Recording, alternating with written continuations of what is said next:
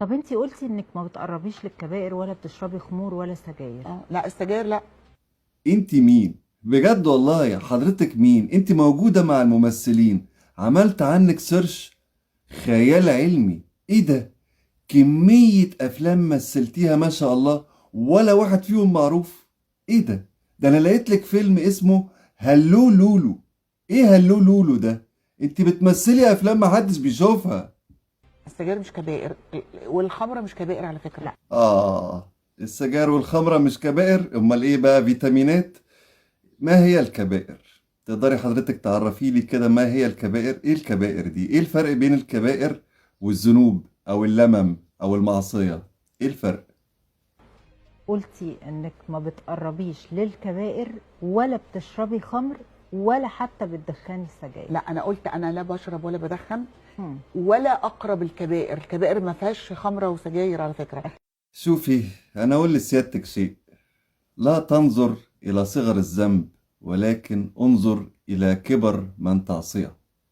لا صغيرة مع استمرار، ولا كبيرة مع استغفار.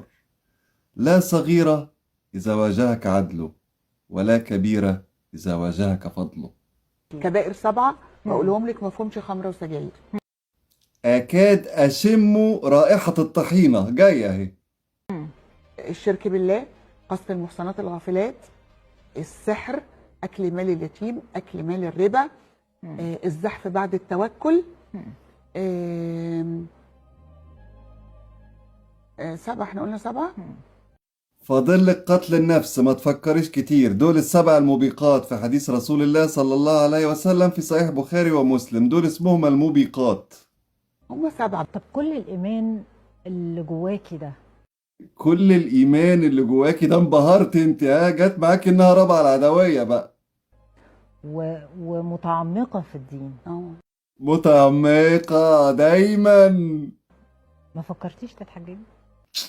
يا سلام، ما فكرتيش تتحجبي؟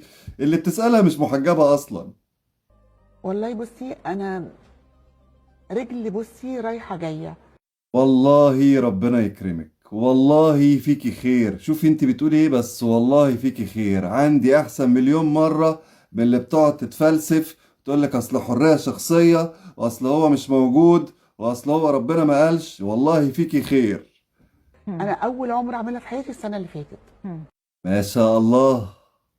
رحت عملت مع رامز حلقه، ورحت طالعه من الرياض على جده وعملت عمره. احيه، رحتي عملتي مع رامز حلقة؟ ورحتي فين؟ رحت عملت مع رامز حلقه، ورحت طالعه من الرياض على جده وعملت عمره. عملتي عمرة في جدة؟ طلعتي من الرياض على جدة عملتي عمرة؟ عملتي عمرة في جدة؟ هطلع من هدومي منكو. كانت اول مره في حياتي اروح السعوديه واعمل عمره. حسيت بارتياح مش عايزه اقول لك بجد. ما هي العمرة في جدة مريحة فعلا. راحه غير عاديه.